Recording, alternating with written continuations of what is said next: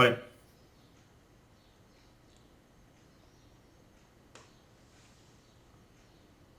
Galdera bat egin aldut? Ez dakit entzuten da? Bai, entzuten da, bota. Bai, nik ikastaroan sartzen nahi zenean, agertzen zait, hori konexion no segura, edo horrelako mezu bat, bestei agertzen zaizue? Bai, nahi agertzen zait. Bale. Bai. Orduan ez da, bale. Gara zerukorra da. Bai, ezakit hori... Egunean, saiatu nintzen hori irudi kapturak igotzen, ikusi dut beste batzuk ere arazoak izan dituztela, eta ez dakit horren ondorio bat den, ez dakit. Bai, ezakit, hori orain komentatuko egun gauza bada, baina bai, ezakit, hori... Ezakit garatzaile, berritzeguneko garatzaileak edo hori beraien kontu bat izan daiteke, bai. Bale, gero komentatuko duzu. Venga, gero arte. Horri buruz, jakin dezazuen gu ari gara ikastaro hau bideratzen test gune batean.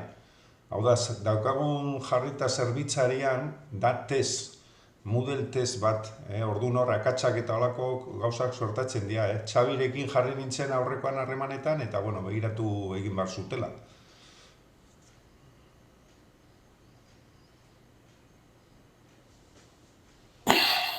Bai, egunon. Haupa, Jose Mari eta besteok. Kontu honet, bai, kasu honetan, nien nago test horren, ez daki, jatorria nolabait ezatearren, orduan, ez dut eskua sartuko. Test hau olaia suposatzen dut egiekoekin hitzartu duela, eta ez dakit oso ondo ze baldintza apean ari diren erabiltzen, orduan. Egia da, azken momentuan eman ziatela baimena sartzeko, baina printzipioz ez daukat inolako harremanik sopraesteriak montatzen du. Montatu duenarekin ez daukat inolako harremanik, orduan ez dakit ezer, badakit beste esperientziagatik hori. Test hau hori, ziurazko problemak ematen dizkigu agurtzane, HTTPS hori zertifika hori gabe dagolako, eta orduan, bai, besteri gabe. Eta bai, test moduan dago orduan, akatzak, arazoak eta utxuneak egon daitezke dudari gabe. Baina ez dakit nola konpondu edo nola bideratu konponketa. Fitxategiak igotzeko aipatzen genuen, erabili beste gune bat, igotzeko eta jazta. Bai. Dena den fitxategiak igotzeko, hemen nik berritzegunetik ezin izan duen igo, baina etxetik bai. Etxetik lehiatia hori aktibatu zitzaidan eta igotzeko aukera eman zidan. Ez dakit horrek ere zer ikusia izango duen, ez dakit, web segur, ez dakit, Kaspersky edo beste zerbaitekin edo ez dakit. Bai, izan Kaspersky. Hemendik ezin izan nuen igo, fitxategiak lehiati hori zitzaialako irekitzen edo sortzen, baina etxean bai. Bai, izango da, Kaspersky, bai.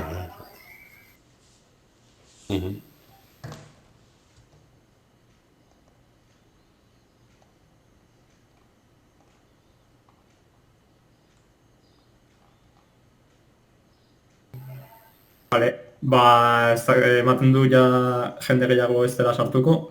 Orduan hasiko gea, vale? Egunon guztioi berriro. Tarte hau izan da eukiko egun, saio guztietan zehar eukiko egun motzena, azkenean bildu ginerako eta gaur astelenan elkartzen geharako, baina ja mendikan aurrera astero elkartuko gea, orduan lanak egiteko bai denbora gehiago eukiko ez dute, bai.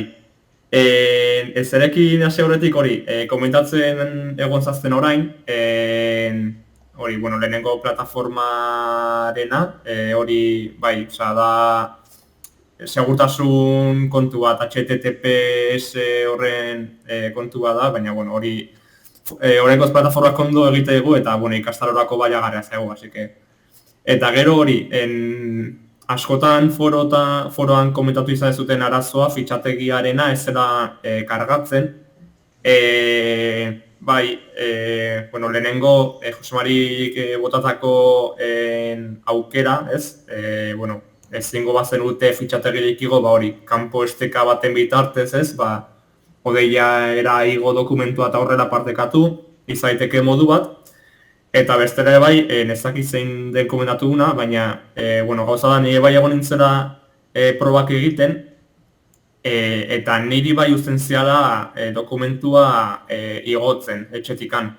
Orduan horregatik, bueno, foroan idatzen nun, eta bueno, berari ematen du ere bai funtzionatu ziola zela etxetikan karga egitea. Aukera aukiko bazen dute etxetikan igotzeko momentu batean, perfecto, bestela lasai, estekarekin eta igo eta listo. Zeren, bueno, nik eba ikusiet hori, komentatzen zenutela ezin zenutela igo, ez zela kargatzen, eta, bueno, ez dakit, den konexio arazoa izan daiteke, no ez dakit, baina, bueno, mena gurtzanek aiz esaten du etxetikan ezin izan zula, bueno, ez dakit, zehazki arazoa zen izan daiteken, baina, bueno, alternatiba horiek estekaren adibidez baliagarria balen zaizue, perfecto, hori arazore gabe, zeren, bueno, urrengo jarduetan bai gauza berdina egiten jarraitu barko genuke, hori, proba lana egin dezutenaren kaptura hori egin, orduan, hemendikan aurrera berdin jarretzen maizue, hori, estekarekin partekatu, edo ezingo bazen dute, lasai, estekarekin zuen ikastolaren URL-a partekatzarekin, ontzat emango genuke eta listo, da bakarik evidentzia jasotzea aldera. Ados. Hori pixkat, egun hauetan zehar ikusi ditugun arazotxo ohikoenak, zeren egia esan gero ikastaro egiten, ikastaroarekin nahiko ondo moldatu zazela ikusiet, ez? Gero ere bai batzagon zalantza bat nola gehitu edo kendu lauzak, ez? Hor ja ikusiliko zenuten botei batzuk alatzen direla bertsio berri honetan, baina bueno, zuen artean bai zalantza horiek argitu dituzue, eta da hori martxa hartzea. Gero funtzionamendua da model ohiko baten antzekoa, bai. Orduan hori, gaurko bigarren saio honetan, lehenengo saioan ikusi genuen pixka bat modu orokor batean, model nola antolatzen den, ez? Model berri hau nola antolatzen den, ze itxura berri dakan. Eta gaurko saioan, zentratuko gara gehiago, modeleko zeregin edo jardueretan, bai? Eta hori da ikusiko eguna, horien kudeaketa eta nola antolatu. Bai, orduan, aurra egiten dut, gaurko saioa, modeleko jarduerak eta tailerra. Hoi da izango, hoi da landuko deguna gaur. Bale, orduan, helburua izango da, modeleren baitan dauden jarduerak ikustea, ze aukera dauden, seguraski gehienak ezagutuko dituzue, baina ikusko ditugu. Eta gero, tailerrean zentratuko gea, delako zeregin mota bat, antzekotasun handia dakana zeregin jardurarekin, baina kasu honetan aukera bat dugu koebaluazioa lantzeko partaideen artean. Bai, orduan, berezitasun hori duenez eta, bueno, plus hori ematen digunez, uste dugu interesgarria dela bai, adibide bezala, tailer jardura aukeratzea eta erabiltzea modeleko zeregin baten adibide bezala. Orduan hori, saio honen denboralizazioa gaurtik hurrengo astera bitartekoa izango da, eta zereginak aurrekoan bezala. Bai, saio bideokonferentzian parte hartzea, galdetegi laburtxo hori osatzea, eta azkenik jardura nagusia burutzea. Horiek izango dira, aste honetan zehar egin beharko dituzuten lana. Bai, kasu honetan bai izangoela astebeteko iraupena.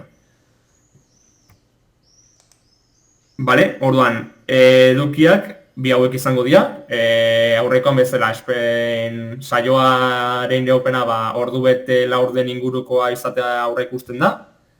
Gero, saioan zehar galderak egin ditzakezu, arazori gabe, eta ez dela gero bukaeran bai, zalantzak argituko ditugu.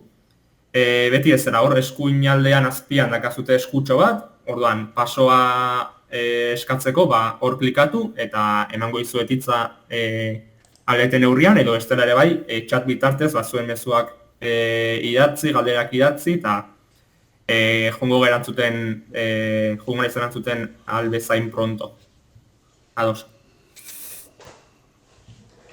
Orduan hori, pixkat, honekin hasteko Moodleko jarduerak, zer diren, ja badekezu zer diren Moodleko jarduerak, baina normalean dira ikastaro batean, ikasle batek, edo partaide batek egingo duen zerbait, bai.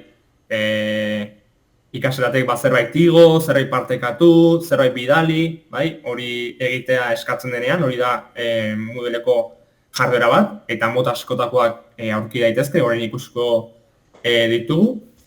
Eta, denak ez dira bakarrik norabide bakarrekoak, bai, nik bidali eta irakasleak zuzendu, baizik eta ikusiko egun bezala, tailerraren adibidearekin batera, zuzenketak ere bai egin daitezke parekoen artean, bai. Gero, hori, Moodleko jarduerari dagokionez, bai, zer esan nahi du Moodlen? Ikasleek zerbait bidali dezaketela, zerbait partekatu dezaketela, bai? Eta gero, hori. Ikasleak azkenan egiten duna da, bidalketa hori egin, eta gero ja, irakaslearen eskugatzen da, hori zuzentzea, partekatzea edo dena delakoa. Irakaslearen kasuan, azkenean, edizio aktibatzen dugunean gure ikastaroaren bertan, horren bitartez, gehitu ditzakegu, guna ditugun baliabide edo jarduerak. Orduan aurrera egin da, Moodlen zehazki, hauek dira topa daitezken jarduera estandarrak, hauek dira Moodleko jarduerak, gero plugin bitartez beste jarduera mota pila bat existitzen dira ere bai, baina hauek dira jarduera ohikoenak eta Moodlen hobekien adaptatzen direnak, bai. Gero agian ezagutuko zute, ezagik HWSP bezalako baliabideak edo horrelako antzekoak, baina horiek dira ja gehigarriak plugin bitartez edo beste programa baten bitartez gehitzen direnak. Bai, zeregina, datu basea, wikia, glosarioa, tailerra, ikasgaia, galeteria, foroa eta inkesta.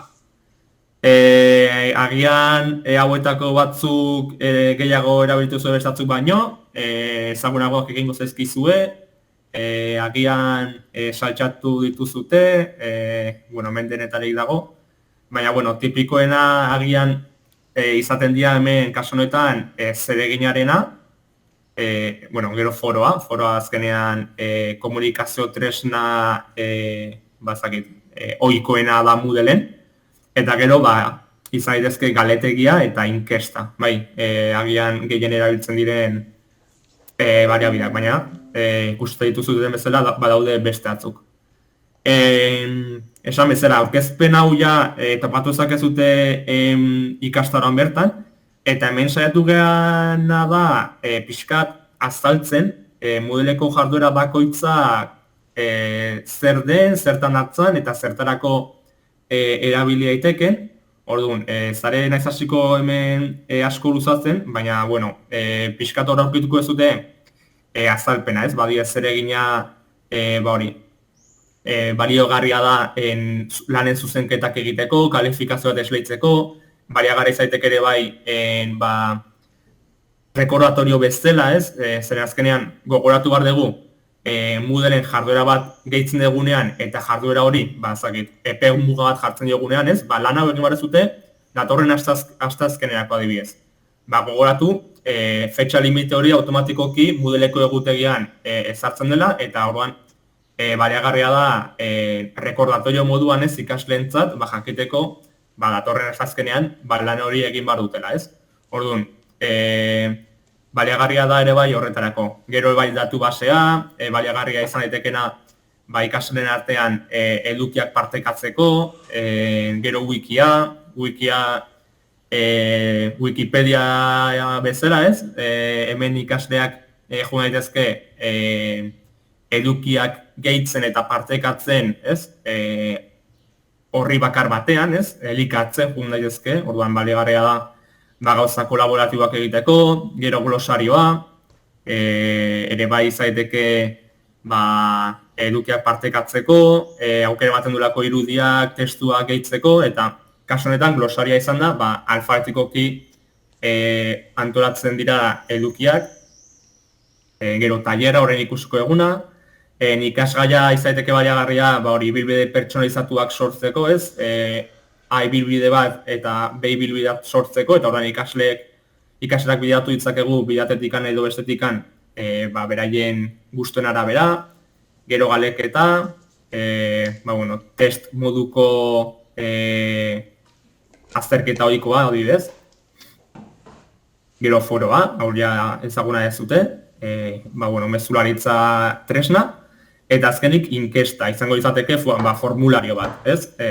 Ikasleen balorazioa egiteko, beraien iritzia jasotzeko, pixkat horri. Bale, esan bezala,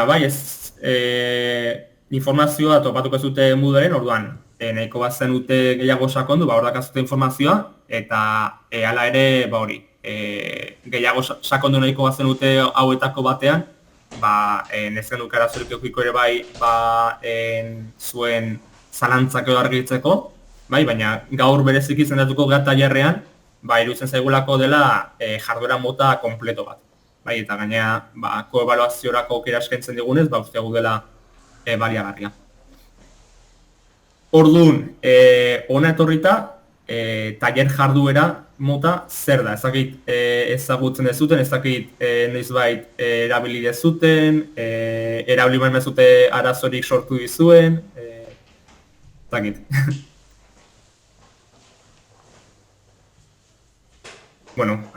Azkenean, zer da tailer jarduera? Tailer jarduera da, zereginaren antzekoa da, taldean lan egiteko aukera ematen duna, baina kasu honetan, tailer jarduerak aukera ematen die ikaslei, bere parekoen, bere kideen lanak zuzentzeko edo ekarpenak egiteko edo dena delakoa. Eta dena tresna bakar batean. Badaude beste tresnatzuk kombinatu ditzakegunak funtzionetarako, baina tailer jarduera azkenean da, tresna bat zuzenean dagola sortuta asmo honetarako. Orduan, kasu honetan, ikasleek zeregin bat buruz dute, entrega bat egite dute, zerbait bigaltzen dute, eta gero, euren parekoek, kideek, zuzenketak egite dituzte, balorazioak egite dituzte, eta hori ikasleek jaso dezakete, eta azkenean da, koebaluazio hori egiteko modua edo tresna. Ze ezaugarri ditu?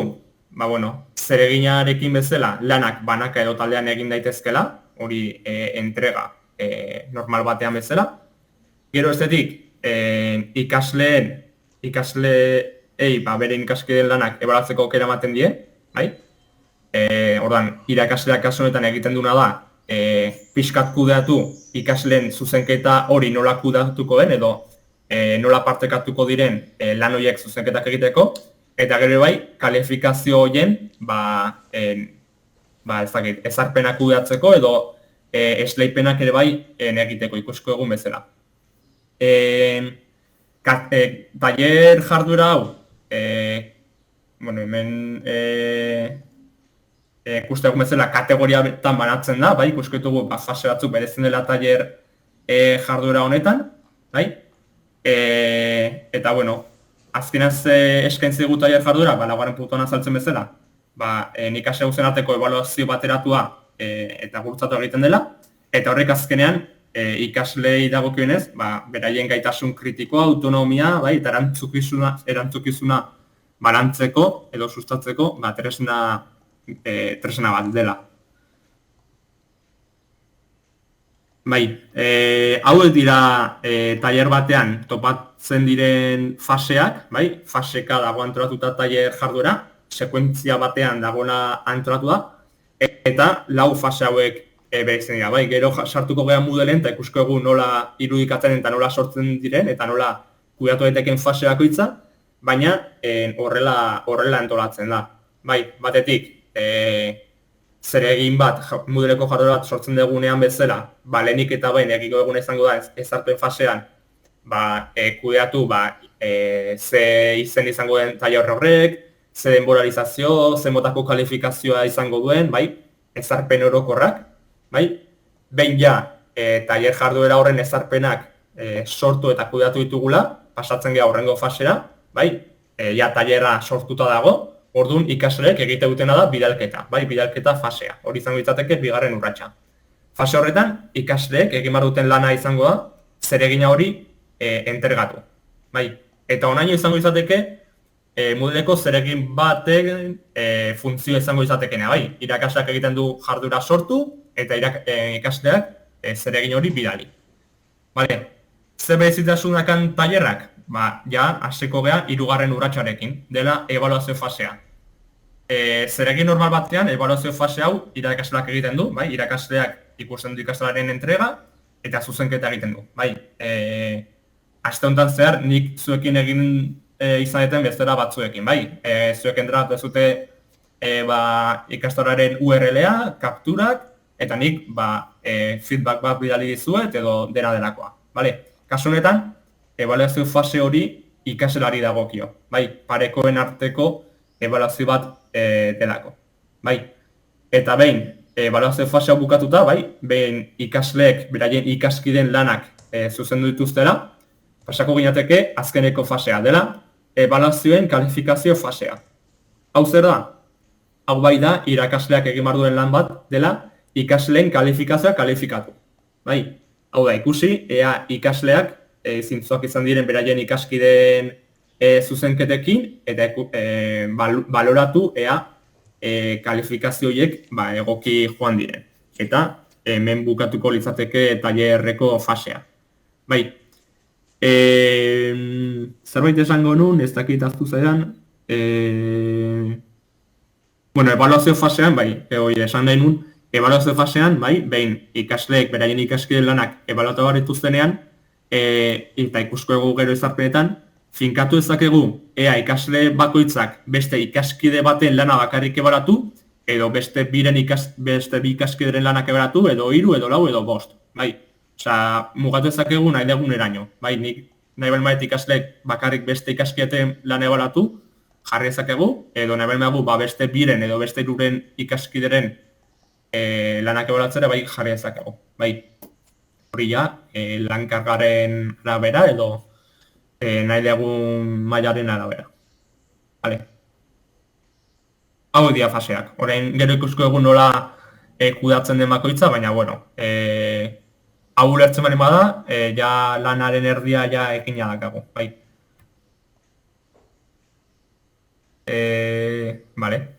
Hau izango itzateke, lehenengo fasean sartuta, ezarpen fasean, topatuko genukeen ezarpenak, gero ikusko ditugunak, eta hau topatuko ez dute Moodlen, aurkezpenean, urratsez urrats nola sortu beharko genukeen tailer jarduera. Orduan, beti ez dela, jarri beharko genioke izen bat, gero deskribapen bat, sakonduko egorain, lasai. Gero, kalifikazio ezarpenak, eta hau bere izen dela zereginetik, zeren men kalifikazio ezarpenetan, bi kalifikazio modu kudatu beharko genituzke. Lehenengo kalifikazio estrategia, eta horra diazen dugu kalifikazioa nolako izangoen, hau da, erabiliko egun errubrika bat, edo iruzkin motako kalifikazioa, gero ikusko ditugu ze aukera mota dauden, baina errubrika erabili dezakegu, eta gero sartuko ginateken, hor ikusi zuten bezala, bigarren horretan, bidalketaren kalifikazioa eta ebaluazioaren kalifikazioa. Esaizu eta horretikan, hemen lau fase hauetan, azkeneko fasean dela ebaluazioen kalifikazio fasea, kalifikazioen kalifikazioa egin behar dela. Agian horrela ez da ondo ulertzen, baina hemen ikusten zute bidalketaren kalifikazioa jarrita dagoela 80, eta ebaluazioaren kalifikazioa dagoela jarrita 20. Horrek esan nahi du, bidalketak, ikasleak egindako lanare pisua izango dela 180koa, edo 80koa 100-tik, eta gero ikasleek beste ikaskide egiten dieten ekarpenen kalifikazioa izan duela 100ko pisua duena. Bai, hemen gorriz hobeto azaltzen da, bai, bidalketaren kalifikazioa zerren dela ikasle batek, egindako lanarengatik jaso dezakeen gainenerezko balorazioa. Bai, eta ez aldiz, ikasleak egindako ebaluazioarengatik, bai, jaso dezakeen gehienezko balorazioa. Bigarren hau, irakasleak egiten duen balorazio bat da. Bai, hemen esaten dugu, zuzenketa lana ondo egin dezu, orduan, emate jozu, 20ko puntuazioa. Edo, bueno, agian, oso generoso izan zea zure kidarekin, eta ez ezu oso modu objektiboan egin balorazioa, agian 10ko bat. Bai, hori izango izateke diferentzia, gero ikusko egun nola kudatu daiteken.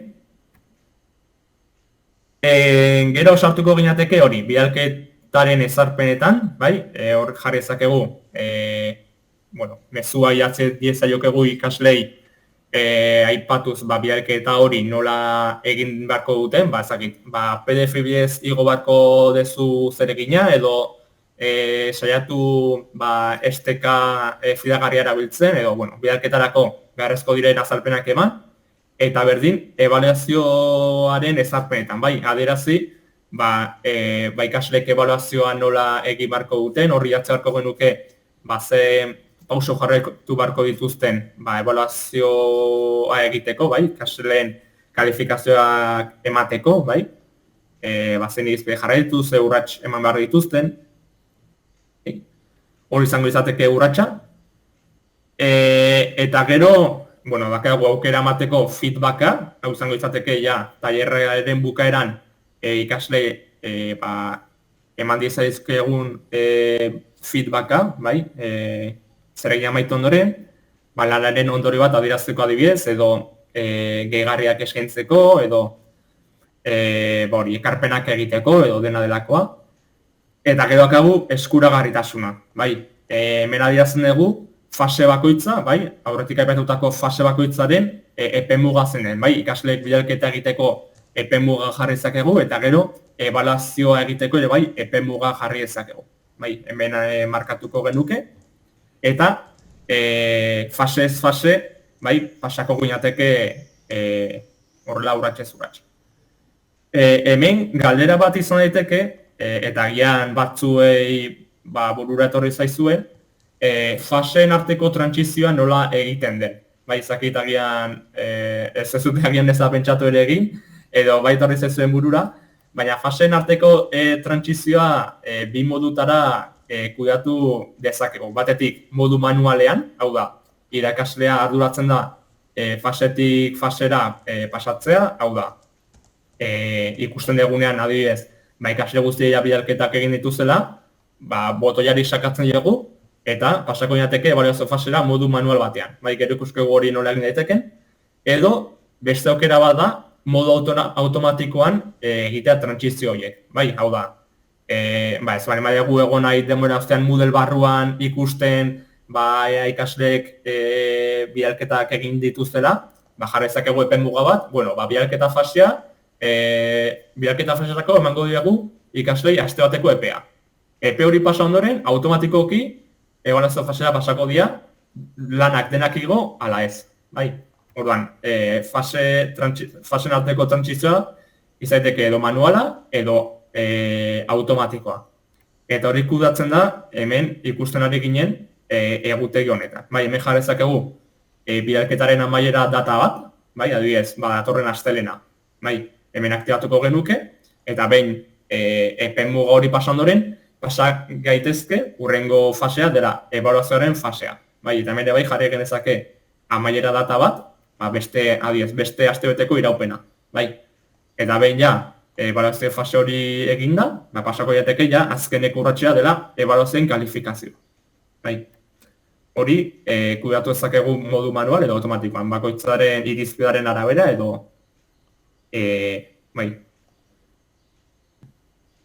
gogoaren arabera. Eta, gero sartuko ginateke ebaluazio formularioaren ezarpenetan eta bidalketen eslaipenetan. Aipatu dugu, kalifikazio moduan aukatu ezakegula errubrika, iruzkinak edo dena delakoa, orduan, ebaluazio formularioan kudeatu genezake hori. Bai, ba, errubrika aukatu baldin badegu, ba, errubrikaren atalak osatu, bai, eta irizpide horiek sortu, eta gero estetik, ba, bidalketaren esleipenetan, finkatu dezakegu ikaslek ze ikasleen lanak ebalatuko dituzte, bai, bai bidalketen esleipen azken finean. Eta hemen hiru aukera ditugu aukeratzeko, batetik eskuzko esleipena, bai, guk eskuz aukeratu dezakegu ikaslakoitzak zein ikasleren lana ebalatuko duen, bai, eta hori zaiteke baliagarria, ba, nahi balma dugu, bai edo bai kontrolatu zeinen lana zuzenduko duen, ba, bai dena kontrolpean eukitzeko azken finean. Gero estetik aukeratu genezake ausazko esleipena, eta hau aukeratuta, ba, Moodlek egiten du ausaz, bai, esleipen hori, bai, zein ikasle dela ebalatuko duen, modu ausazko batean, eta gero dago esleipen programatua dela.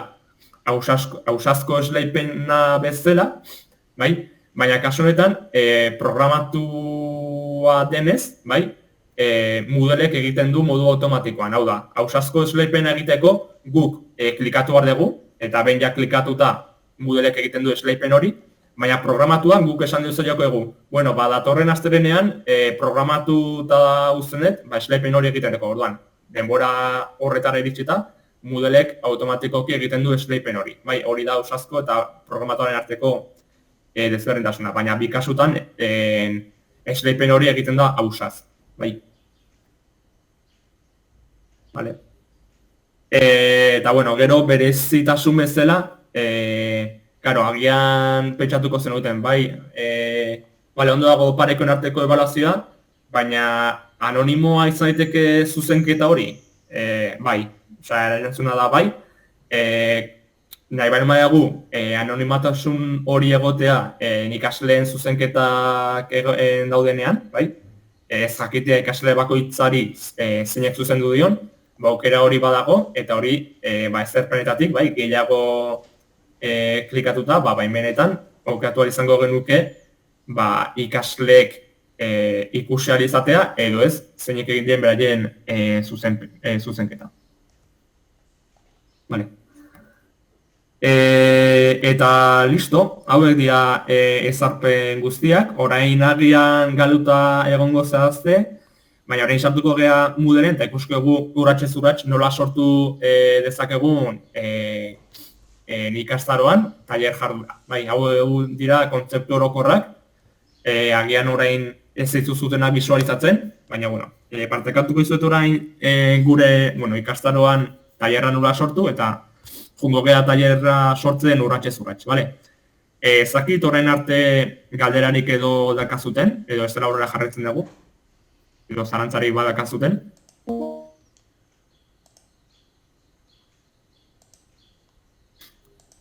Bale, ba... Bai, nik gauzatxoak komentatu nahi nuen, pizka bat, hasi berriak zaretenentzat Moodlen, hau dala nik uste dut gauza zaienetariko bat, Bai. Nik uste dut ia zaiena dala. Orduan, lasai hartu, zeren gauza hauek, kontzeptu hauek ondo hartu behar dira ariketak egiten. Eta hori nik uste dut irakutsiko digu, nola dan, ziurrazki. Venga, animo, eta ez harritu. Bai, esaten zuen bezala, Josanik, agian, eta jardura da kudeatzen zaiena izan daitekena beste alderatuta, baina bai, ikusko ez zuten, behintzat aritu bazehazten Moodlekin, batez ere zer egin jardurarekin, hasiera nahiko antzeko dela, baina gero ja eskatzen dula, ba hori. Gauza batzuk, kontutan hartzekoak, eta agian lehenengorako, hasierarako, izan daitezkenak hori. Pixkat galtzeko modukoak izan daitezkenak, ez? Bale, partekatuko izuet plataforma, a ver, txone.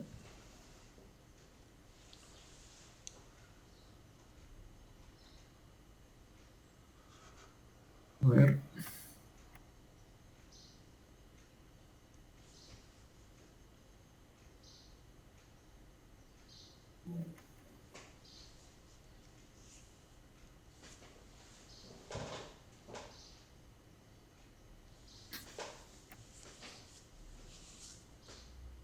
ver,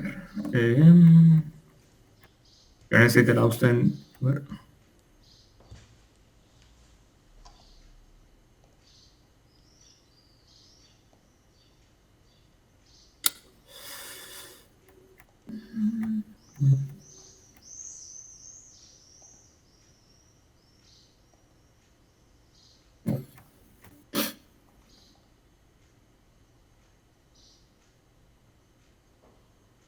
Vale.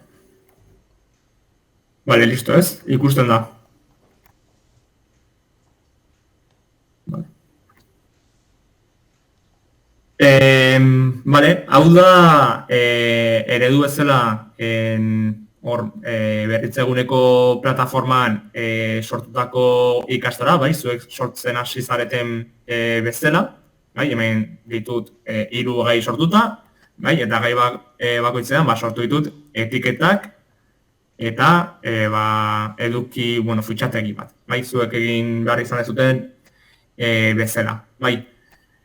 Orduan, beti ezela, bai, edozein baliabide edo jarduera gehitzeko gure plataforman, goian eskuinean edizio modu aktibatu, eta ja, gehi honetan klikatuta, gehitu ahal izango genituzke, bai, gu nahi dugun tokian, gure baliabide hori. Kasu honetan, lehenengo gaiaren barruan sortuko egunez zeregina, hemen gehituko diogu, bai, horre klikatu, eta hemen ja bereizten dira jardurak eta baliabideak, bai, jardurak dira horrein ikusi ditugun baliabideak, bai, foroa, batu basea, wikia, zeregina, tailerra, eta gero ditugu baliabideak, diela ikaslei lana entregatzea edo lan bat egitea suposatzen ez dizkien baliabideak, fitxategia, liburua, testua edo etiketa, bai, horiek ez dira jardurak, orduan hemen tailerra aukeratuko genuke, eta pasako inateke ezarpen fasera, bai, lehenengo fasea automatikoki zabaltzen den fasea da, bai, hutsetik hasten garelako, eta hau da, ezarpen arrunt bat, bai, lehenik eta behin jarri beharko genioke tailerraren izena, bai, badiez, jarriko dugu tailerra, izen bezala, eta gero hemen deskribapenean jarri beharko genuke tailer horre azalpena izaitekena laburra, nahi zuten bezala. Orduan hemen zure lana entregatu eta zure kideen ekarpena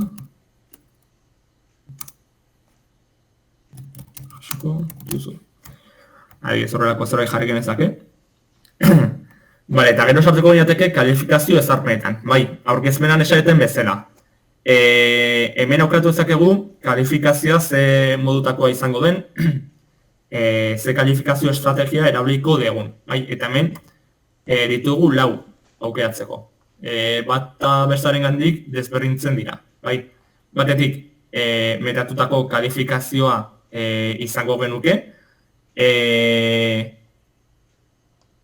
Kasu honetan adibidez, metatutako kalifikazioa da, kalifikazio modu ohikoa, bai, hemen beste ikaslei puntuazio bat esaitzen diotelako egindako lanarengatik, bai, hemen finkatzen dugun tartearen arabera, adibidez, 80 bitarte, ikasleek besteen lanei kalifikazioa diote, 0-tik 80 horren bitartean, bai, ez dakit, 60 marrudan kalifikazio hori ematen zaie, eta horrekin batera ere bai, ikasleek beti eman ahal izango diote feedback bat ere kideari, bai, ematen badiot 60 bat 80-tik, puntuazio emango diot, eta gero gainea, ekarpen bat, lana ongi dago, baina uste dut, hobetu ezakezula, beste atalau gehituta, holako ekarpenak egiteko.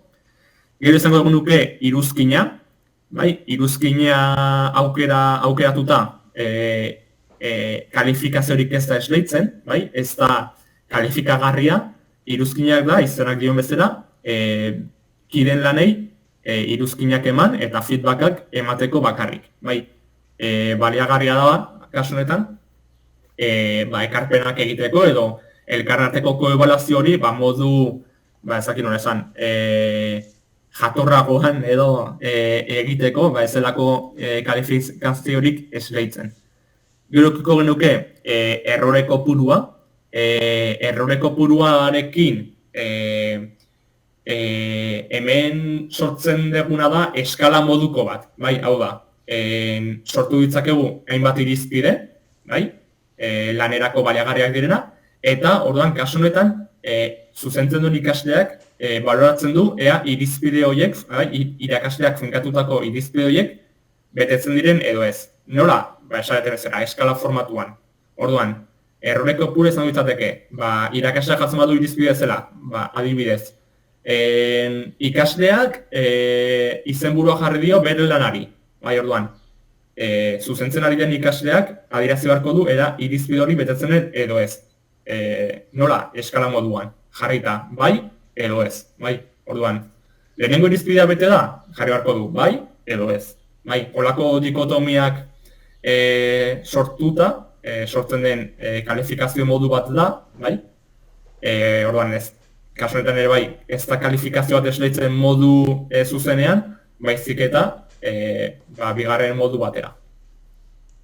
Eta gero ukiko genuke errubrika, bai? Hau da guk erabiliko degura, eta gero zer eginerako eskatuko dizueda baliabidea, agian ezagunagoa egingo zaizuelakoan. Orduan, aukeratuko dugu errubrika. Eta gero, esandakoa, ditugu bi aukera. Batetik, bidalketaren kalifikazioa eta bestetik, ebaluazioaren kalifikazioa. Ikusten zuten bezala, bien arteko baturak eman behar du euneko eun, bai? Edo, 10etik egiten bali badagu, izango izateke 8 eta 2, bai? Hoi finkatu genezake, utzeko egorrela, baina beti baturak eman behar du euneko hori, bai? Orduan, batari edo bestari eman nahi diogun pisuaren arabera molatu ezakegu, bai? Bidalketari pisu handiagoa eman nahi balma diogu, jarri genezake 80. Eta hemen 10 bat ipini, bai? Adibidez, bai? Baina hori da gure gustoaren arabera, bai? Horrengo zutzeko zegoen bezala, iruditzen zaigulako referentzia on bat. Bai, orduan, kasu honetan, ikasleek egindako lanaren pisu izango ditzateke 80%, eta ikasleek egindako kalifikazioen pisu izango ditzateke 120%. Bai. Ere bai, jarri genezake, bakoitzean, gainezeko kalifikazio minimoa zein den. Utzi dezakegu gutxik, edo jarri dezakegu, adiez, erdia. Bai, 80-tik 40 izatea gainezeko gutxienekoa, eta ebaluazioan, 20-tik 10 adibidez. Bai, hori, baloratuta, ipini dezakezute edo ez. Horrengo zorreratzeko dugu. Gero sartuko ginateke bidalketaren ezarpenetan, bai, eta esan bezala, laukitxo honetan, atal honetan finkatzen dugu bidalketa nolakoa izango den, lanen bidalketa, bai, ikasleek eimarruko duten lanaren bidalketa hori nolako izango den. Laukitxo honetan edo taul honetan idatzi dezakegu, ikaslarentzat baliagarri zaiteken informazioa, adibidez, argibide bat izaiteke bidalketa PDF formatuan egitea, aholkatzen dugu. Adibidez, izaiteke gomendi bat, edo, hemen jarrezak ez dute, zuen nahi dezuten informazioa, eta hau da ikasleak ikusiko duna, bidalketa hori egiten duen momentuan. Bai, ordan, kasu honetan jakingo du, bidalketa PDF formatuan egitea gomendi zaiola, eta horrela egingo du. Gero azpian, bidalketa mota honetan, aukatu genezake, bidalketa ze motakoa izango den. Bai, hau zer eginaren berdina da, orduan aukatu ezakegu online testua eta fitxategia aktibatuta egotea, edo nahi mali badago bakarrik fitxategia erantztea, hori bakarrik aukatuko dugu, bai? Hori edo bakarrik online testua nahi bali badago fitxategia kendu, bai? hori ja nahi dugunaren arabera, utziko gorrela adibiderako. Gero hemen jarri dezakegu gehieneko eranskin kopurua bialketako, zenbat fitxategi igo ditzaketen ikasleek, bat, bi, hiru, bai, nahi dugunak jarri ditzakegu. Fitxategi batekin, horrengo zunekoa izaiteke. Gero ja ezarpen komunak, ez? Ze fitxategi formatu onartzen den, eta gero gehienezko pisua, maila horrelatzeko egu defektuz. Gero berdina, ebaluazioaren ezarpenetan, bai, hemen ebaluaziorako argibideak eman, errubrika erabiliko balima dugu, hemen jarrezakegu, errubrika osatu, bere izpideak jarraituta, adibidez. Argibide bat, ematen diagu ikaslei. Eta hemen dakagu laukitxo bat aktibatu dezakeguna edo ez, eta hemen ikustegu ikaslek beren lana ebalua dezakete. Hau aktibatzen badagu, zuzenketerako egiten dugun esleipen horretan, hausazko esleipen aukeatzen badagu adibidez, gertatu daiteke ikaslek beraien lana ebaluatu barri izatea. Hori zaren badagu nahi badagu bai edo bai ikaslakoitzak besteen lana ebaluatzea, utxik egu eta listo. Orduan horrela bai edo bai tokatuko zaie besteen lanak. Eta gero akagu feedbacka. Feedbacka ematen da tailerra bukatzen denean, azkeneko fasean, ondorio bezala zerbait idatze genezake, ezakit, ondorio orokor bat, edo zorion mezu bat, zorionak, zuen lanak ongi burutu dituzue, edo erreferentzia zuk behitu ditzakezue, lana egin ondoren, hemen topatuko dituzute, hemen topatuko dituzue bibliografia interesgarri bat, edo dena delakoa. Hau izango izateke agur mezu bat edo idazteko baliagarria adibidez, bukaeran ematen zaien ikaslei, utziko egun kasu honetan. Gero, adibidera bako bidalketa, jarri daiteke adibide bat ikaslek ikus dezaten bidalketa horrek nolakoa izan behar duen, ez da beharrezkoa, baina ikusten zute lagungarri zaitekela ikasleentzat bidalketa egiten dutenean erreferentzia bat ikustea, jarri aktiaztu dezakezute, eta hemen ja adierazi bat edo beste. Kasuetan ez dugu beharrezko ikusten. Eta gero ja eskuragarritasuna, esan deguna, faseen arteko trantsizioa manuala izaiteke edo automatikoa. Kasu honetan,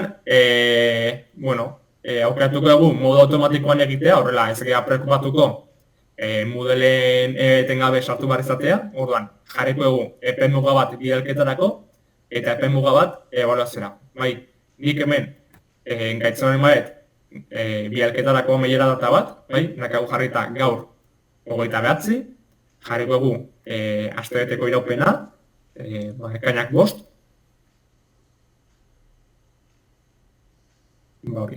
marretarako adibidez. Orduan, ikaslek badakite bidalketa gehienez ekainaren 5 nekin marko dutela. Ikusten zuten bezala, nik hemen aktibazetenean txekau, hemen azpian agertzen zaigu beste mezutxo bat. Eta hemen jartzegu, igaro hurrengo fasera bidalketetarako amaiera data iristean. Orduan, kasu honetan horrela, tal cual, fasen arteko trantsizioa ez ditzateke automatikoa izango, automatiko egitean izatean nahiko bagenu, hemen klikatu beharko genuke laukitxo honetan. Orduan, orain behin ekainak 5 iritsita eta goizeko 10 aurrera, pasako ginateke ja ebaluazio fasera. Eta berdin, ebaluaziorako data honekin. Aktibatu genezake, beste astebeteko data ipini, zango izatekela 12, ekainaren 12, goizeko 10etan, ebaluazio fasea emaituko litzateke, bai? Eta, bueno, kasu honetan ja, ikusten dute bezala hemen ez da aktibatzen faserako trantsizioa, bai? Delako ja azkeneko fasea, bai? Eta gero ja, beste zarpenak dira, edozein zereginetan topatu ditzakezuten berdinak, bai? Eskuragarritasuna mugatu zakegu data batera edo bestera, jarduera osaketa ere bai jarri zakegu, noiz adieraziko egun jarduera osatuta dagoela, eskuz edo baldintza betetzen direnean, bai? Etiketak eta kompetentziak, bai? Horiek dira ezarpenei dagokionez, lehenengo faseari dagokionez, bai. Eta hori da, modu bisualean guk ikusteaguna, bai. Aurretik aurkezpenean ikusitugun faseak irudikatuak muderen, bai. Ezarpen fasea osatu dugu, hemen ditugu txekak adieraziz balintzoiek bete ditugula. Eta ja hemen pasako inateke fasez fase, hemen bidalketa fasea, ebaluazio fasea eta ebaluazioaren kalifikazioaren fasea. Bai. Eta hemen aipatutakoa, ditugu bi aukera, bai? Fase modu manualean pasatzeko edo modu automatikoan. Guk aukeratu dugun izan da, modu automatikoa data jarritak dakagulako. Baina, eskuz egin nahiko bagenu, oso horreixa da, zeren egin barko genukin gauzakarra da hemen xagorekin klikatu, agertuko zaigu mezu bat, esan ez, seguru fase instalatu nahi zula, bai. Esan dugu, baietz. Orduan, ikusten duten bezala, ja, berdea, bai, jarri zaigu bialketa fasean, eta horrek esan nahi du, ja ikasleek bialketa egin dezaketela, bai. Kasuetan, modu manuala egin dugu, bai. Eta fasez fase ere bai mugitu egitezke, orduan nik berriro ezarpen fasera itzuli nahiko banu, bai, hemen klikatzen dugu, eta itzuliko ginateke ezarpen fasera. Bai, komendatzen dena da, ez aritzea horrela etengabe aurreratatzea, bai, baizik eta plazo horiek erresperatzea, eta fasez fase modu ordenatu batean igarotzea, bai. Orduan, ezarpen fasearen lehenengo zatia bukatu egu, zeren ja ezarpen guztiak udatu ditugu, baina faltako litzaiguke gure errubrika osatzea, bai guk aukatu egu errubrika, eta errubrika osatzea faltatzea. Eta hori, hemengoiko ezarpenetan kudatuko dugu, bai. Hemen ezarpenetan itzuli gaitezke, orain sortu dugun honetara, bai, aldaketarik egin nahiko bagenu, eta gero dakegu ebaluazio formularioa, bai. Eta hemen ja zaluko zaigu, hemen ikusten zuten bezala, errubrika. Baitera guk aukatu dugun kalifikazio mota, eta hemen jungo ginateke osatzen errubrikaren irizpideakoitza eta bere baloraziorako mezua, ez? Edo bere irizpide horren kalifikazioa, esango genuke. Orduan, hemen joango ginateke, errubrikaren irizpide horiek osatzen. Zuek buruan dakazutenaren arabera, adibidez ezakit, izenburua. Zaiteke irizpide bat. 0 batekin, ez du izenbururik ipini. Izenburua ez dator bat, edukiarekin. Izenburua laburra da. Eta izenburua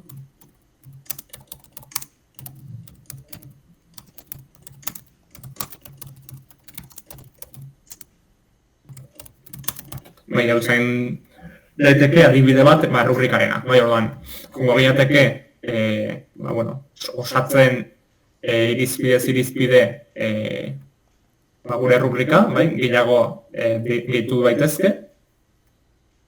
Eta gero errubrikaren izarpetan jarri zakegu nola bisualizatuko litzateken errubrika hori. Zerrenda moduan edo lauki sarean. Lauki sarea izango litzateke errubrika modu kuadrikulatuan irudikatzea. Hori aukeratuko dugu. Eta hemen aurre ikusi dezakegu. Gorde eta aurre ikusi, eta ikusten zuten bezala hemen azaletuko litzateke rubrika, orduan ikasleek egin beharko luketena da klikatu, ze irizpide, bere iritziz, ze irizpide betetzen duen. Bai, hemen puntuazioa ez ikusten, baina irizpideako itza lotu dago aurretik ikusi egun puntuazio horretara, 0, 1, 2 edo 3 horretara. Bai. Eta gero ikasleek beti idatzera izango dute bukaeran feedback bat, bai egilarentzako feedbacka. Oso ondo egin duzu, baina uste dut hau gehitu zenezakela, bai, edo horrelako mezu bat idatzeko. Eta listo. Orduan, jungo ginateke hori osatzen. Bai, ikusten zuten bezala puntuazio horiek aldatu daitezke, bai, gehiago jarri, eta gero, gu jarri dugu 0-tik 80ra, ez? Gero, Moodlek automatikoki egiten du kalkulu hori eta adierazten du puntuazio bakoitza egiten du bere hirukorrela hori, bai, eta ja kalkulatzen du automatikoki 80tik zenbateko puntuazio hori lortu duen. Orduan, horretaz ez ginateke arduratuko. Vale. Gorde eta itxi, orduan nola jongo ginateke gure errubrika sortzen. Eta gero estetik, kontutan aukitzeko beste puntu bat da, bialketen esleipenarena. Bai, orduan, hemen klikatuko genuke.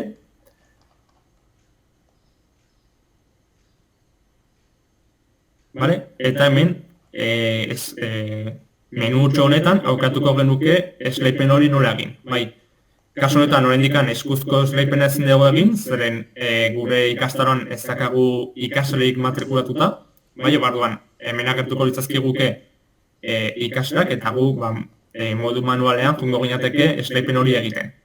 Gero hau ausazko esleipena, bai, hau egin daiteke bakarrik ikasleek bialketak egin dituztenean, hau da, demagun gure adibidean, ekainaren 5ean, ja, ikasle guztiak bialketa guztiak egin dituztenean, gu etorko ginateke honea, ausazko esleipenari klikatu, eta hemen adierazi beharko genuke batetik. Berrikusketa kopurua. Hemen defektuz jartzen du 5, baina guk ikasleakoitzak zuzenketa bat egiten nahi balmeago bakarrik, jarriko genuke bat, orduan ikasleakoitzak beste ikasle baten ebaluazioa egingo du. Bai, eta hemen jarretzak egun nahi eguna. 2, 3, 4, 5, egun nahi egun guztia. Gero hemen adiazizakegu. Ez dago horrengo esleipena, kasu honetan ez, zeren ez dago esleipenik, eta gero, partaidek ezer bidali gabe ere ebalua dezakete. Bai, hau utziko egu sakatu gabe, horrela, ausazko esleipen hori egingo delako bialketa egin duten ikasleen artean. Hau da, ikasle batek ez bain badu, edozen arrazoirengatik entregarik egin edo bialketarik egin, ikasle hori ez da kontutan hartuko esleipen hori egiterako garaian. Bai, guk hau klikatuko bagenu, pertsona hori edo ikasle hori bai hartuko izatekela kontutan. Bai, orduan, gu nahi egunaren arabera utziko egu modu batera edo estera.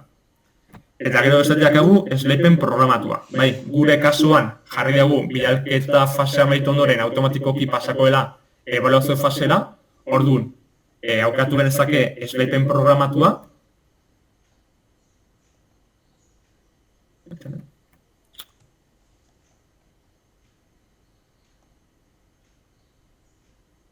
Jarriko eta esleipen programatua.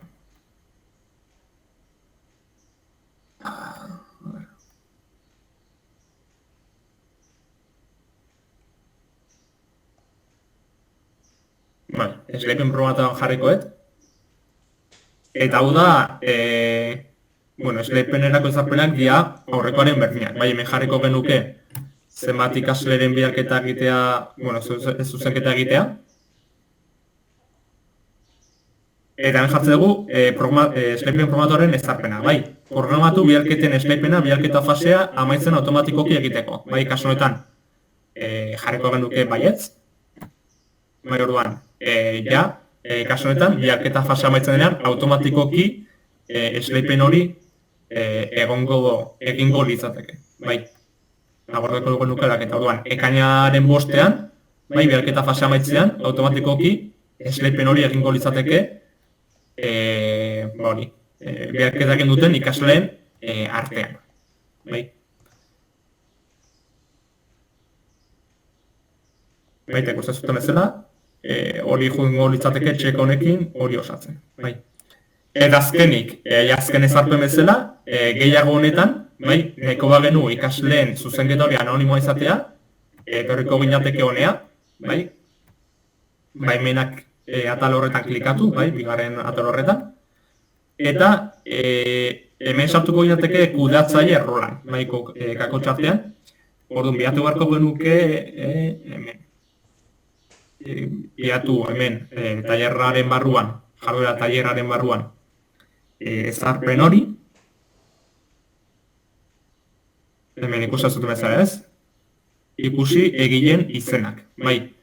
Hemen ikusten dugu ikasleek egileen izenak ikus ditzaketela, orduan, hori kendu nahi balma dugu, ikaslea honetan klikatuta, zaborraren klikatuta, ezabatuko genuke, eta ja ikasleek ez lukete egileen izenak ikusiko, bai. Hau izango izateke, kasu batean anonimo egitea nahiko bat zerute. Bai. Gure kasuan, ez dugu garantzitsu ikusten hori, orduan horrela utziko dugu. Bai, orduan, ez litzateke anonimoa izango. Bai. Orduan hori, izango izateke dena osatuta dakagu, ezarpen guztiak kudeatua ditugu. Orduan, itxoen barko genuke, dena betetakagula, ezarpen guztiak osatuta ditugula, baimenduko genituzke bialketak, urrengo fasera pasako ginateke, eta hemendikan aurrera, tailerra martxan jarriko litzateke. Baina egongo litzateke aktibo. Bai? Eta bialketa fasea, hemendikan aurrera izango litzateke automatikoa, zeren ikasleak pasako litzateke urrengo fasea, eta urrengo fasean, ebaluatuko lukete, beste ikasleen lanak, eta iritsuko ginateke azkeneko fase horretara.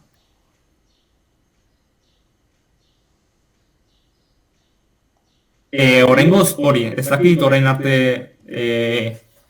galderarik dezuten.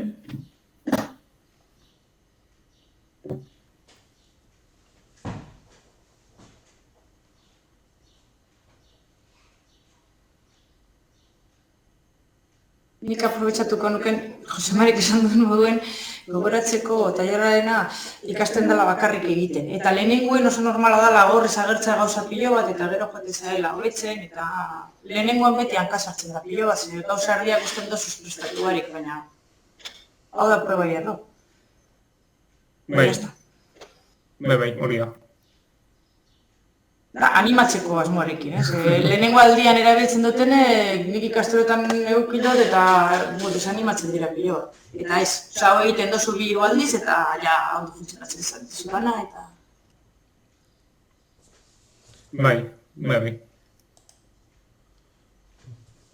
Bai, nik froga egiten aritu nahi, zu azalpenak egiten ari zinen bitartean, eta konturatzen naiz ez dakit plataformarena dan, baina irtetzen zaren bakoitzean, ematen du gordeta gelditzen dela, eta berriz sartzerakoan, azartzen zaizkigu lehenagoko ezarpenak. Adibidez, aukeratzerakoan zenbat kide zuzendu behar diren, 5 azaltzen dira, ezta? Guk aukeratzen dugu bat, gordetzen dugu, eta ematen du gelditzen dela, baina berriz sartzerakoan, berriz azaltzen dira 5. Hau da, reseateatuta azaltzen zait niri gutxienez. Zan ere jakiteko. Ez dakit plataformaren den edo beste zerbait. Bai, esan bota, erantzun bai, bota. Nik ere egin dut eta bi jarri ditut eta ondo urten zaizkit. Bi ikasle jarri ditut egiteko zuzenketak eta lehenengoan gitzienez. Eta beran azaltzen zaizu botoia jarraitu, ezta? Bai. Jarraitu ematen dion nik, adibidez, eta berriz azaltzen dira, berrikusketa kopurua 5. Orduan, eta desgaituta azaltzen dira beste 3 aukera horiek aipatu dugu erdikoa, ezta? Partaideek ezer bidali gabe ere ebaluatu dezakete. Bueno, pues hori... Nik hori jarri dut, bai, ebaluatu barik parte hartu dezakete. Desgaituta azaltzen da. Eta gauza berak, beste hor daukazu... Bueno, nik gaitu egin dut, baina... Osa, reseteatu bezala egiten da. Orduan, badazpada ez sartu berriz, eren... eski hori urte zait, bai. Bueno, bale, gero jarraitu gero itxeiko dugu. Bai, nik esango nuke, bueno, Jose Mariri erantzunez, zergatik ez da gordetzen ez arrazoi hori. Gauza da, ausazko esleipen hori egiten dela, edo aktibatzen dela, ikaslek behin bialketa hori egiten dutenean. Bai, hau da, bialketa fasan daude, eta ausazko esleipen bat da, gauza bat egiten dela a posteriori, hau da, behin ja bialketak jasotzen direnean. Orduan, nik uste zela goretzen horregatik, hau da, horrendikan bialketa fasean zelako entregarik egin. Bai, behin ja, ikasleek beraien lanak entregatu dituzela eta ausazko esleipen hori egin dezula, ikusten da hori. Izanlik horregatik, bai. Hori. Nik ez ditut entregarik ere ez egin dut eta bi ikasle urtetzen duztien. Nik bi programatu ditut eta bi agertzen zaizkit. Ze nabegatzailekin ari zara? Firefox. Nik Chromekin. Igual da, izan lehik orduen hori. Chromekin adibidez ere, goiko menu horiek azaltzen dira tailerra, esarpenak, ebaluazio formularioak, eta hor puntutxu bat azaltzen da. Eta adibidez ikusten nahi naiz, berak aurkeztu duen eran, ez ziren azaltzen. Ze nabegatzailekin ari zara, Firefox ere? Bai. Bale, jakiteagatik. Osa, segun ze nabegatzaileek erabiltzen dezun eraginak ditu. Bai, a ber, zaiteke, hori da. Hala ere, pixkat, orain arte hori, ikusteko adibide moduan, nola ikusiko izateken ikasleek, bialketak dituztenean eta esleipen hori egiteko, hemen dakat adibide bat, beste modu batean probatuta dakaguna, nire buruari ebaluatzen hainbat erabiltzailerekin. Hemen dakagu eskuzko esleipena, eta hemen ikustez dute nola aukeratu daitezkeen zeinen lana ebaluatuko duen, ez? Hemen ikustego adiez, ebaluatzaileak gehitu ditzakegula, hemen ez dakar zentzurik, baina hemen ikustegu nola kudatu dezakegun hori,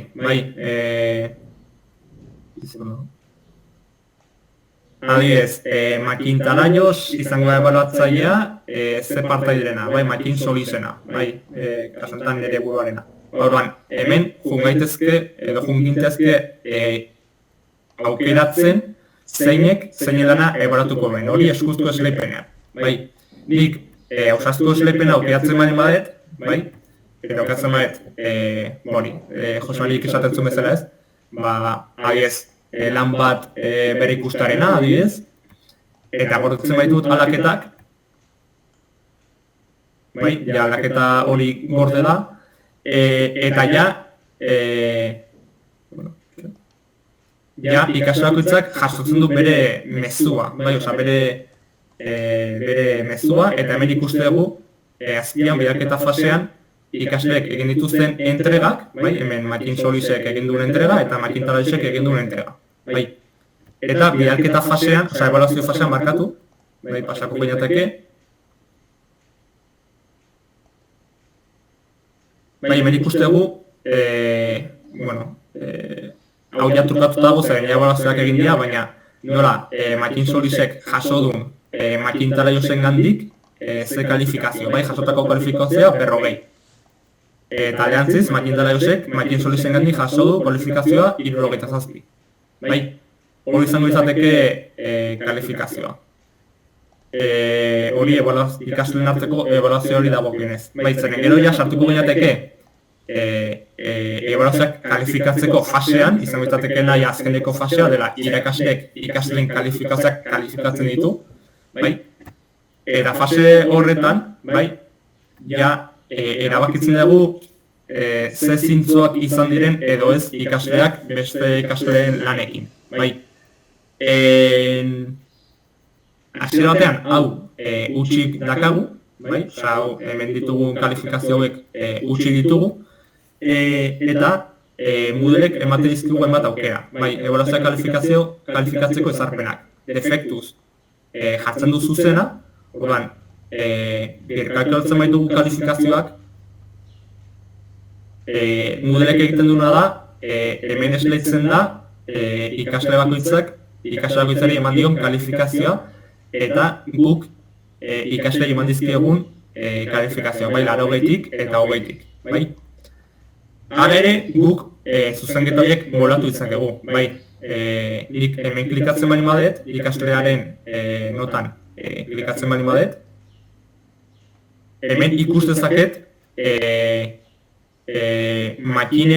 makintalaiosek egindako kalifikazioa nolakoa izan den, bai? 5/10tik, 5/10tik eta 5/10tik eman dio, bai?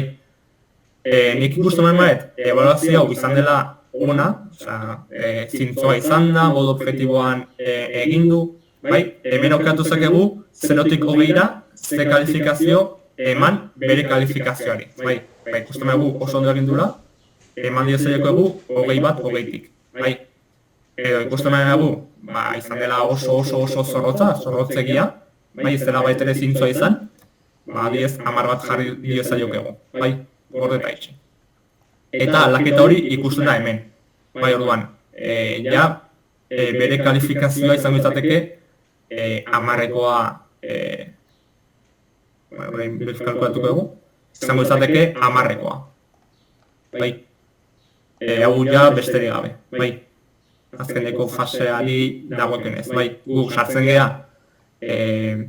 beraien kalifikazioetan, errebisatu ezakegu nolakoak izan diren beraien kalifikazioak, bai, eta hemen aukeratzen dugu, 20tik, bai 0tik 20ko bitarte horretan, ze kalifikazio eman ikasle batei, bai.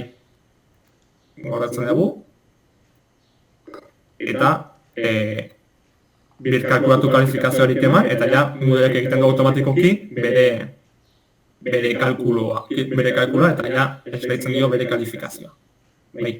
Eta hau izango izateke, tailer fasearen ezarpena, bai. Orduan, biharketen esleipena, bai, hausaz egin nahi bali badugu, bai, egin behar da, behin ebaluazio fasean gaudela, bai. Ikasleek egin dute beraien bidalketa, bai, fasez pasatzen gera, ebaluazio fasera pasatzen gera, eta hemen aukatu genezake eskuz edo hausaz, bai, ikasleek zein ikasleen lanak egin zuzendu behar dituzten. Ados. Hori, besterik gabe.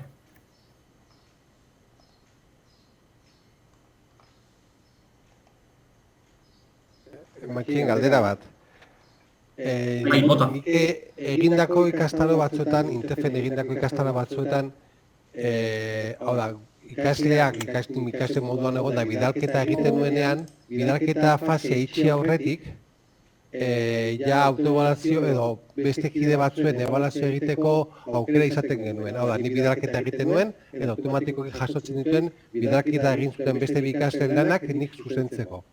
Hori hemen egin daiteke? Bale, esatezu, fetxa batera iritsi behar izan gabe, ez? Hori, hau da, ez dakit, lana entregatzeko epea ze demagundala ostirala. Baina, nik asteazkenean bidaltzen baditut lanak, jasotzen ditut, automatikoki jasotzen dituen beste batzuen, bidalitako beste ikasle batzuen lanak zuzentzeko. Hori hemen egin daiteke? Bai, hori izango izateke eskuz egiteko modu bat, adibidez. Hau da, hori, zuk esan ez bezala, ez, adibidez, bidalketa epea da ostiral arte, bai, ostiral bukatzen da epe maksimoa, baina zuk aurretik entrega hori egin balmazu, eta balima daude beste ikasle batzuk ere bai entrega hori lehenago egin dutena, zu irakasle modura etortzintezke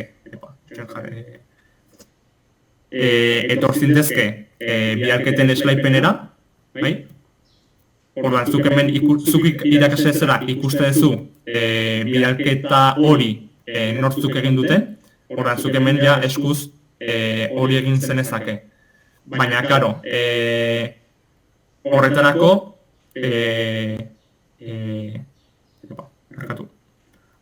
egon barko binateke ebaluazio fasean. Osea, ikasleak egin barko luke salto hori ebaluazio fasera egiteko, eskuz,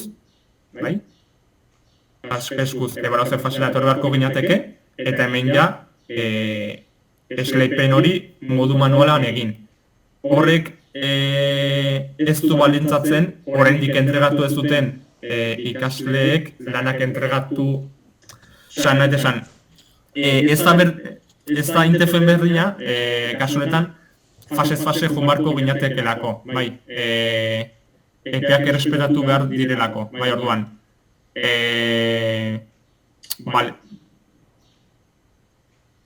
Nire burua nahi zerantzuten, ezingo litzateke, ez. Faseak direlako espezifikoak, bai, bidalketa fasea da espezifiko lanak entregatzeko, bai, orduan,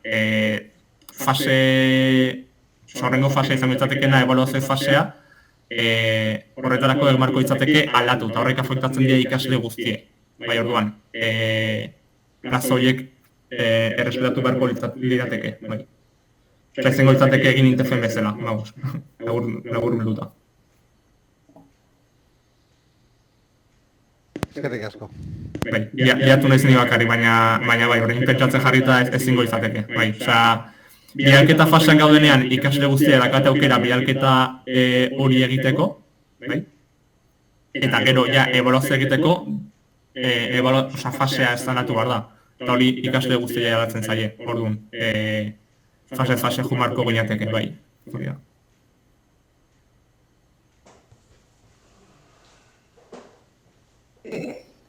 Gauzatxo bi, aldotitzekin? Bai. Esan duzuna hori dataren errespetatu behar da, baina zezkiok zaten duenarekin eta intefekoak ere atzetik zehose horrelako egiten dute, klaro, EPEA baduzu irekita eta itxita ere, orduen EPEaren barruan entregatzen duzu lana, orduen jasotzen duzu zemaitzak, baina eurek daukate ezarpenak jarrita itxita geratzen, ez dute itxiera EPE hori jartzen, eta orduen zuk entregatzen duzunen jasaude EPE horien barruan. Hau da, zuk ikastaroa hasten bada orain, maiatzaren batien pentsa, eta 15ean hasten badira entregak, zuk 15etik aurrera entregatzen baduzu, bai jasoa dituzu zuzentzeko beste bi. Baina maiatzaren 7an entregatuko bazenuke, ezenuke jasoko beste bi, zeinok ez du entregatu. Orduan ez daude lanik entregatzeko eta gainera EPEz kanpo zaude. Osea, EPEak zehazten dira hor. Osea, posible izango zen egitea hori, EPEekin jolastuko bagenu. Eta gainera, EPEak ez bagen ditu respetatuko, ikasleek feedbacka jaso ostean, lana aldaz zezaketen. Ze azkenean, aukera daukate editatzeko lana, EPEa irekita dagoen bitartean. Akitu lutzen duzuen. Sergio ez, ini guztu zegoela itxegiten, ez da? Berari nengoen erantzuten. Bueno, eta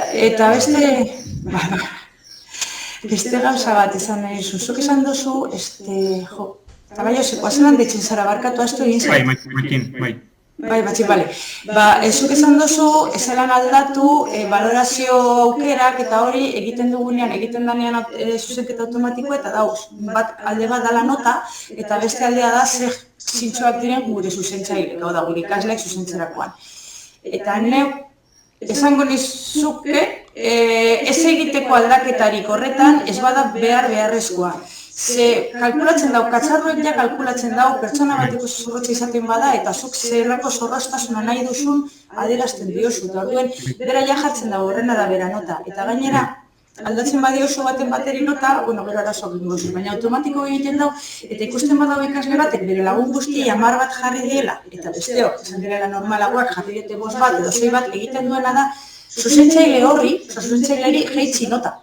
Eta jeitzi ez da fidagarria bere nota, osea, ja aplikazioak modelak berak zehazten du nota fidagarritasun hori mantentzeko. Ulertzen duzu? Bai.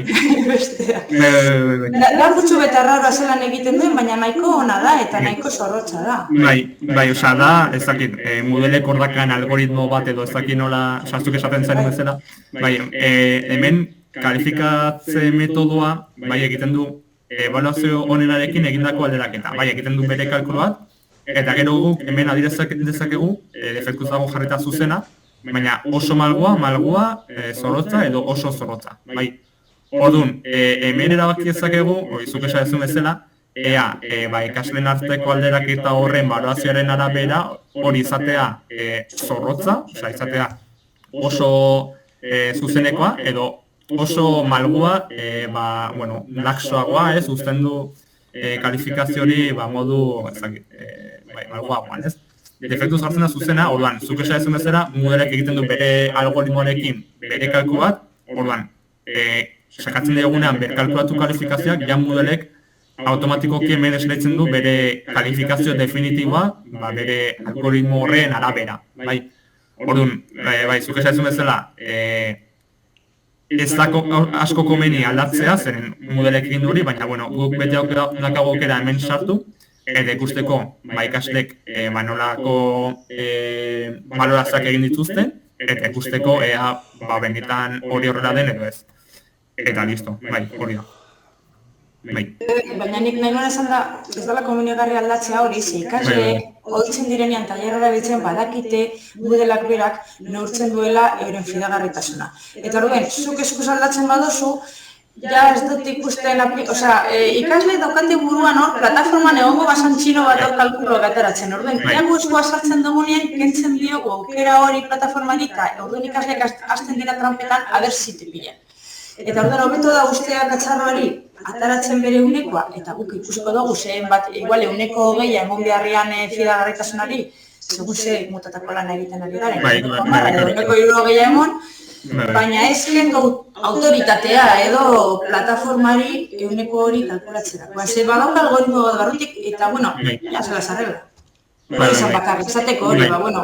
Eta hori, algoritmo horrek nola funtzionatzen nahi benazote jakin, Moodleen jarri zuen dokumentazio bat, esteka bat, eta hor azaltzen da oso ondo algoritmo horren kontua.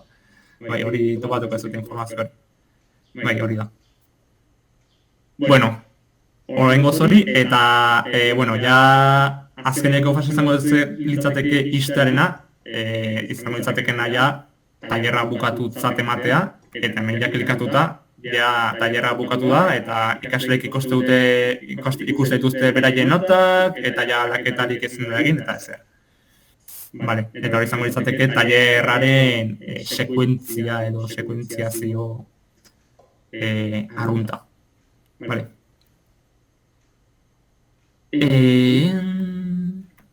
Txeko diot partekatzeari.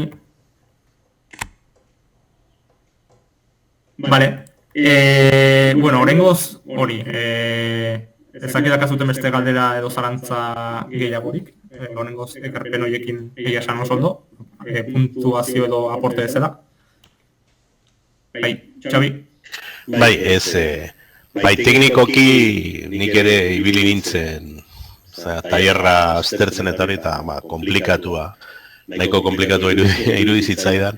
Batez ere hori, dare Iñigok ere aipatu du, Intefeko plataforma da, berezia da mock egiteko, eta Moodle berez ez da mock egiteko plataforma, berez ez da horretarako.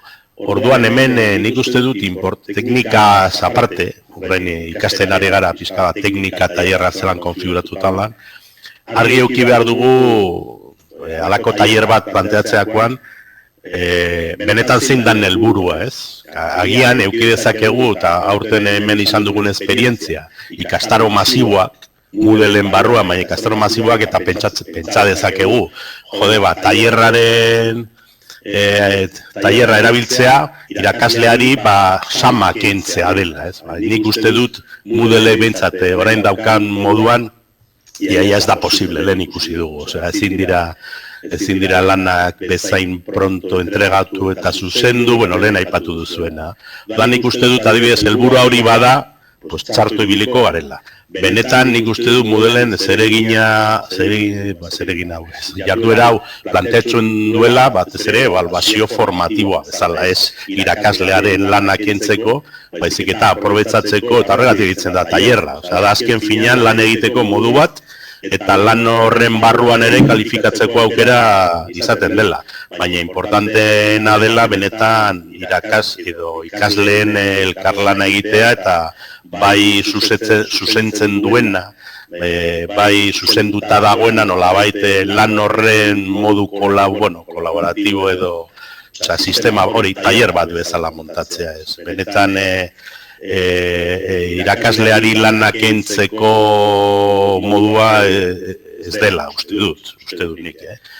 Benetan Inkluso ni egon nintzenean, inkluso pentsatu daiteke, zuk aipatu duzu hasieran, badago batez ere feedback ematekoa, bakarrik komentatzeko, begira, gai baten inguruan edo lan baten inguruan, aurkeztu 3-4 pertsona lana eta bakarrik feedbacka egitea, ez da ezinbestekoa kalifikatzea eta holan, ez? Orduan, zan nahi dut ondo pentsatu behar dugula halako tailer bat montatu nahi dugunean, benetan zein dan helburua, ez? Eta kontestua, nik uste dut ikusi dugula. Hemen ikasle askorekin hau se va de las manos, vamos. Edo ez dute entregatzen behar den lokuan, hori faseak horrela markatuta egoteak asko baldintzatzen du sistema, sin más. Esan nahi dut pentsatu behar teknika menperatzeaz gain, ez da lan txikia, benetan pentsatu behar dugu zertarako erabilitailerra gure model batzean, gure ikastaro batzean, ez? Zein helburu lortu nahi dugu halako jarduera bat prestatzen dugunean. Sin más. Bai, hori da, horrekin lotuta, azkenean askotan, komentatzen dena, ez? Eta egin beharko litzatekena, ez? Azkenean dela pentsatu asmoan edo helburuan eta gero asmo edo helburu horri dagokion tresna topatuko da, ez alderantziz, ez tresna bat topatuta gero horretara moldatzea, bai azkenean hori, atxobiek esaten zuen bezala, hori. Pentsatu zertarako erabilikoen eta zergatik, bai, hori da. Bai, Elisa? Barkatu, zereginan ikuste dut foroan parte hartu behar da derrigor? Ez. Bale. Hoi da, beti zeregin alternatiboa da, hori. Ja, automatikoki, bai. Bai, osaren azalduko dizuet zeregina zeinen, zeren hor tal cual jarrita tailer motako jarde bat sortu, bale. Igual oso oroko hori ikuste zute. Bai, horrein azalduko dizuet zer den astean zer egin barko ez zuten lana, eta, partekatuko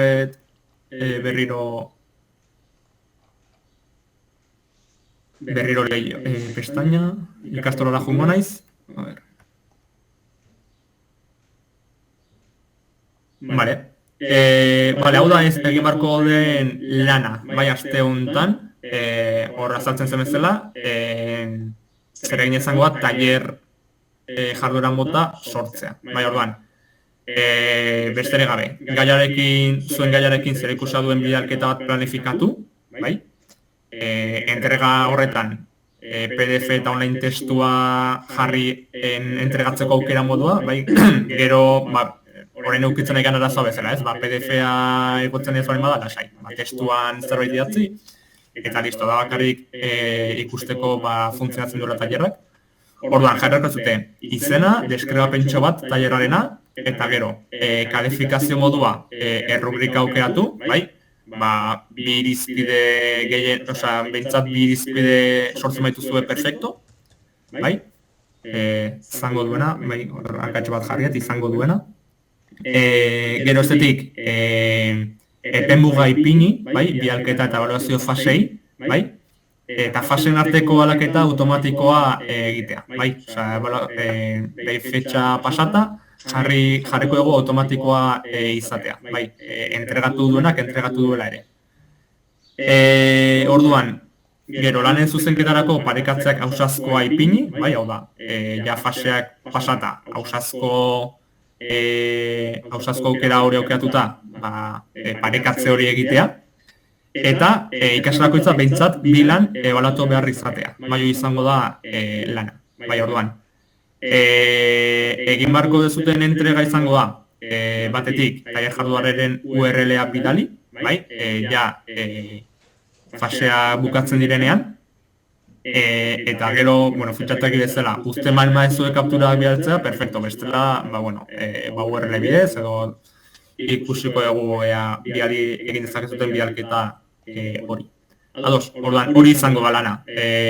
Jazuen ikastarotan, dituzute ikasleak matrikulatuak, orduan, entrega ez du izan behar zerbait serioa edo lana eskatzen du lana egingo DPA. Da batez ere, zuek saltxatzeko orduan, beste ikasleen entregan edo tailerean sartu behar zute lan bat entregatzea, ba bueno, da laguntza modu bat, bai orduan, entrega bat bialtzarekin edo entzat eskatzen duen hori modu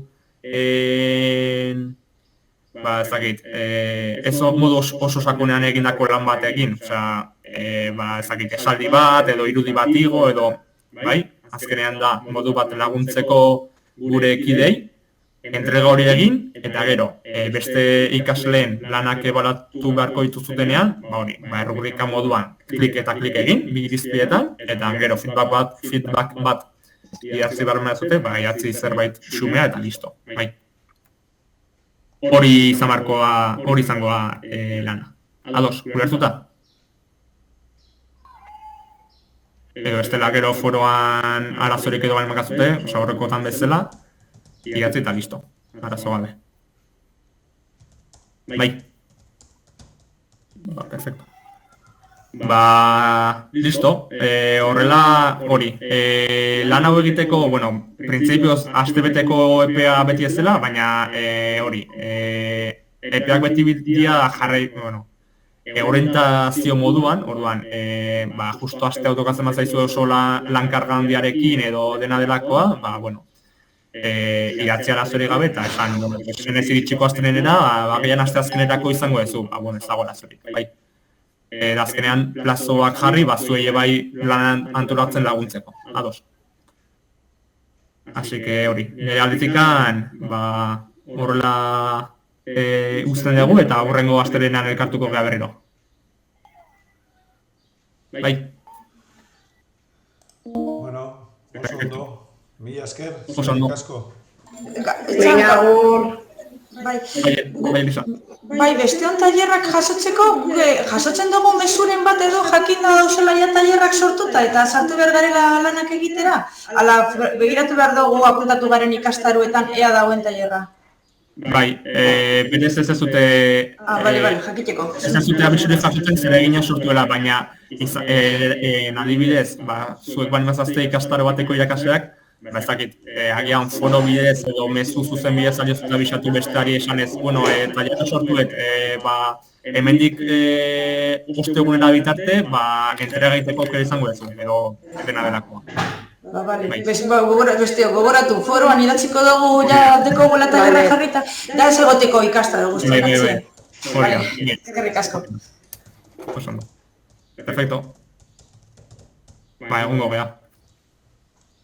Bueno, Horrengo astarte, hurrengo arte.